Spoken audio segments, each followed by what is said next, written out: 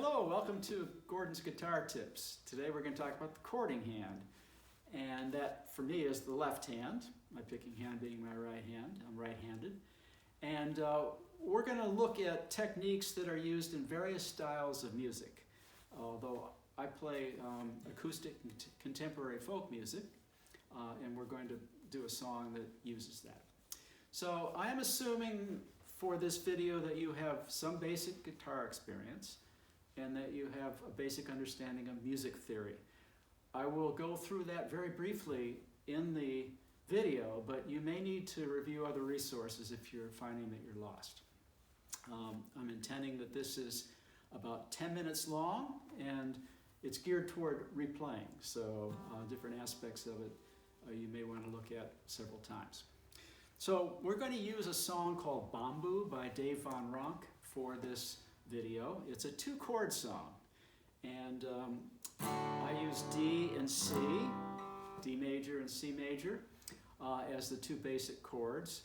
And let me start by just playing a little part of Bamboo, and then we're going to deconstruct that and the different aspects that are being played. So Bamboo by Dave Von Ronk. Take a stick of bamboo, you take a stick of bamboo, take a stick of bamboo, throw it in the water. Oh, oh, oh, oh. River, river, river, she come down. So that's the basic song. There's 3 verses, 4 choruses, and it goes on like that. It's sort of a meditative song. So first, let's look at the chords that are being played. So D major, the triad for D is D, F sharp, and A. And for C, the triad for that is C, E, and G. So that means that if we want a D major, every string that we're covering needs to be either a D, F sharp, or A, and for C, a C, E, and G. Now, what's a little different here is that we're going to use what's called suspended chords. So we're not just going to use the D major and C major. We're going to use, in this case, D suspended. It's a D suspended second because the E is in here. And if you listen to that, that sounds like it's suspended. It wants to go someplace. And for the C, we have a D in here, which is right here, and it wants to go someplace too. Now the reason for using suspended chords, especially with a 2-chord song, which on the surface seems like, well, that can get pretty boring, but if we use suspended chords and other things that we're going to talk about here, it can actually be pretty interesting. So, looking at these suspended chords, that's what I'm playing. All of these chords here, well, both of these chords, are suspended chords. And you can hear that suspended sound. Okay, so suspended chords. The next thing we're going to take a look at is the fingering. The important thing about the chording hand is that you want to put the least amount of effort that you have to into playing. If you look at really accomplished guitar players, they look like they're not working at all.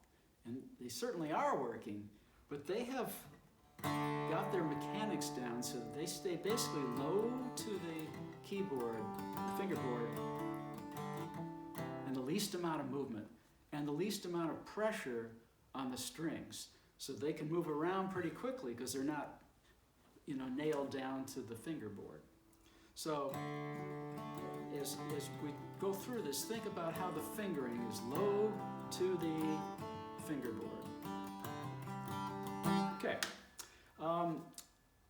The next thing we're going to look at is anchoring.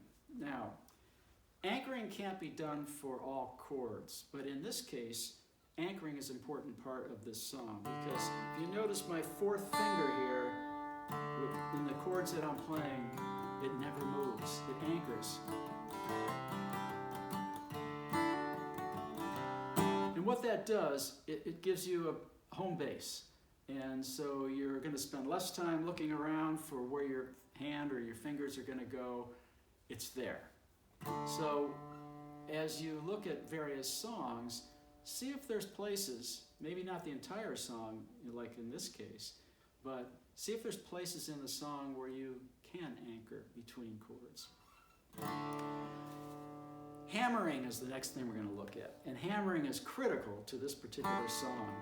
Hammering is when you hit a string and then you cover it.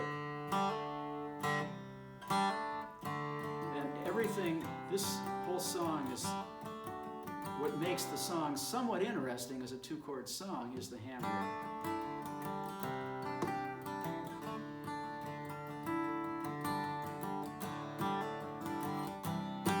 Okay.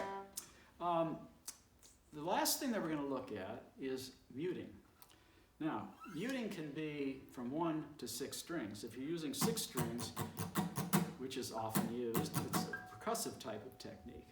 But in this case, we're looking at just covering essential strings so that it doesn't disrupt our sound. For instance, in this case, the D and the C that we're looking at, we don't want this low E to come in, because if we played it, it just doesn't work. So to take care of that, we simply mute it with our thumb, which just hangs over that 6th string. And you know, maybe we aren't going to hit it anyhow, but if we do hit it, it's not going to do anything because you can't hear it. Okay, so that's basically what I'm looking to cover in this video. We've looked at D and C major as chords. We've looked at suspended chords. Now, the 2 chords that we looked at are suspended seconds, but you can have suspended fourths, you can have suspended sixths, sevenths. They work different for different songs.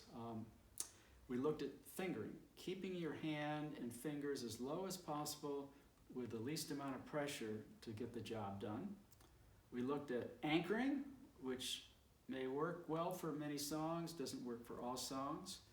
We looked at the importance of hammering, and hammering is used in all styles of music by all levels of guitar players, so it's something you really do want to look at. And we looked at muting. So the final thing is that all of these aspects that relate to the left hand chording require the picking hand coordination. So in this case, I'm going ahead and I'm intonating that, hitting that, but it's only because I'm striking that harder on the right hand that that hammer works. And also the style of picking in the right hand coordination. I'm not just going, I'm using a syncopated.